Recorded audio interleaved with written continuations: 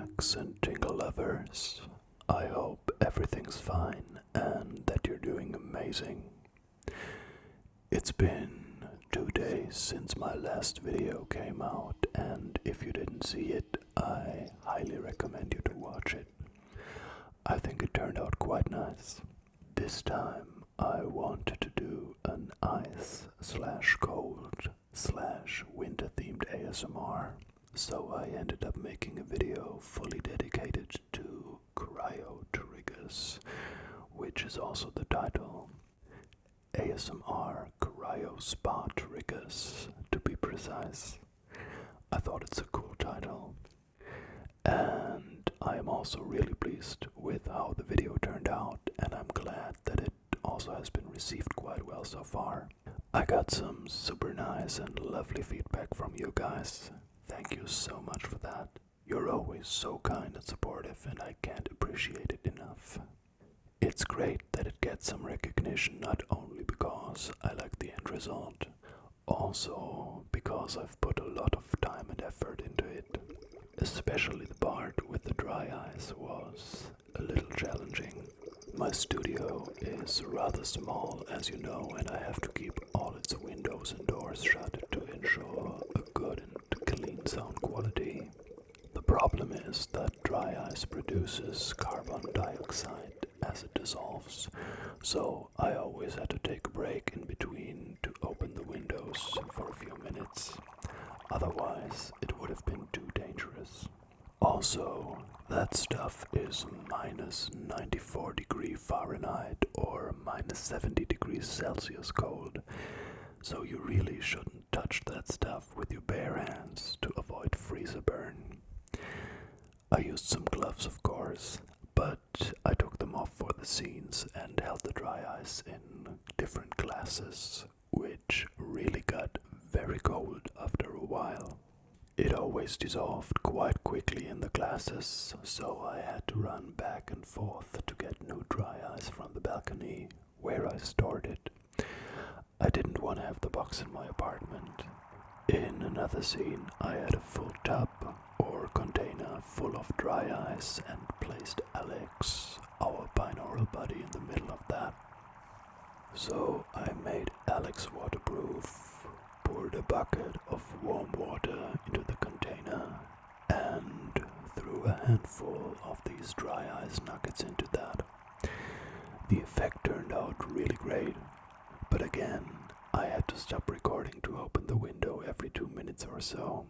But it was totally worth it. It looks and sounds absolutely amazing.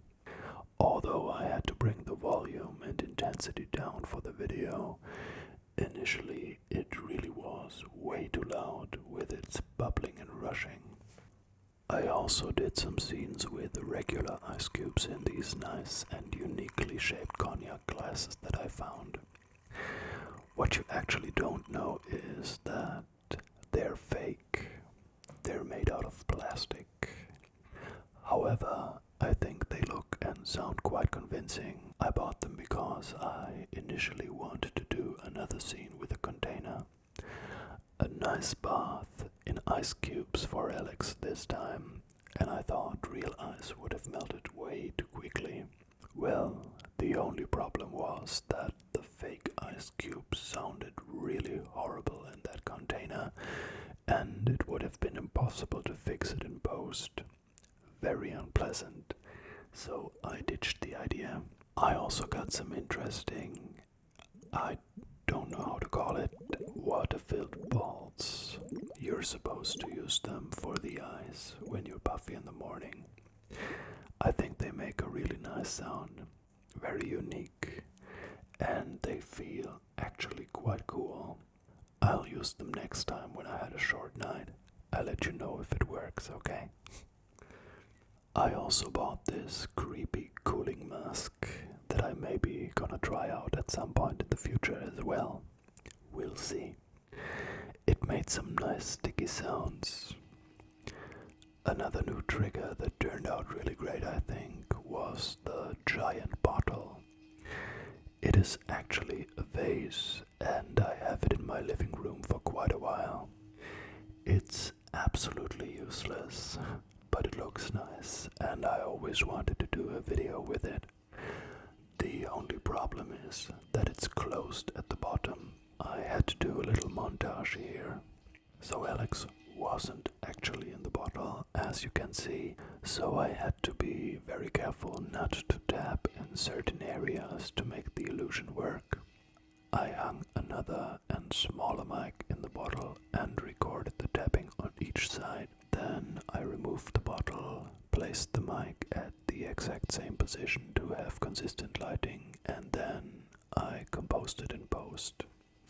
There are way more visual tricks in my videos, as you may think. I'll probably do another video on that in the future.